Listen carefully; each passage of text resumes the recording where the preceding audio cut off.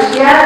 ಇದು ಎಷ್ಟು ಮಟ್ಟಿಗೆ ಇದು ಪ್ರಾಮುಖ್ಯತೆ ವಹಿಸಿದೆ ನಮ್ಮ ದೈನಂದಿನ ಕಾರ್ಯಕ್ರಮಗಳಲ್ಲಿ, ಅಂದ್ರೆ ರಿಸರ್ವ್ ಬ್ಯಾಂಕಿನ ದೈನಂದಿನ ಕಾರ್ಯಕ್ರಮಗಳಲ್ಲಿ ಮತ್ತು ಚಟುವಟಿಕೆಗಳಲ್ಲಿ ಅನ್ನೋದನ್ನ ಇಲ್ಲಿ ಎಲ್ಲರ ಮುಂದೆ ಹೇಳಬೇಕು ಅನ್ನೋ ಒಂದು ಉದ್ದೇಶದಿಂದ ಈ ಕಾರ್ಯಕ್ರಮಕ್ಕೆ ನಾನು ತಕ್ಷಣ ಒಪ್ಪಿಕೊಂಡು, ಅಂದ್ರೆ the complexity of the structure of so many financial institutions that you find, the entire complex financial structure that you have within India is perhaps not seen in many other countries today.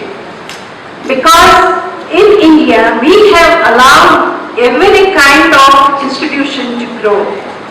ನಮಗೆ ಎಲ್ಲ ಸಂಸ್ಥೆಗಳು ಒಂದು ಉದ್ದೇಶದಿಂದ ಅವು ಬೆಳೆದಿವೆ, ಅವು ಅದಕ್ಕಾಗಿಯೇ ಇವೆ ಅನ್ನೋ ಒಂದು ಏನ್ ಹೇಳಬೇಕು, ಅದಕ್ಕೆ ಒಂದು ಡೆಮೋಕ್ರೆಟಿಕ್ ತತ್ವ ನಮ್ಮದು.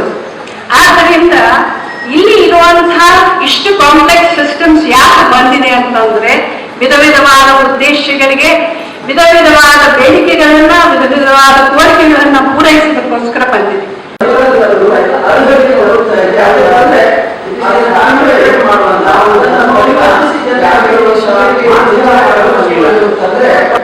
ಈ ಬರುವಂತ ಕಷ್ಟದ ದಿನಗಳನ್ನ, ಅನಿಶ್ಚಿತತೆಗಳನ್ನ, ಅತಂತ್ರತೆಯನ್ನ, ಅನಿವಾರ್ಯತೆಗಳನ್ನ, ಎಷ್ಟೋ ನಮಗೆ ಬರಬಹುದಾದಂತಹ ಭೀಕರ ಆಘಾತಗಳನ್ನ ತಡೆದುಕೊಳ್ಳಬೇಕಾದ್ರೆ ನನಗೆ ಖಂಡಿತವಾಗಿಯೂ ದೈವ ನಂಬಿಕೆ, ದೇವರ ಮೇಲೆ ವಿಶ್ವಾಸ ಮತ್ತು ಈ ವರ್ಷ ಮುಂದಿನ ವರ್ಷ ವಿಶ್ವಾಸದಿಂದ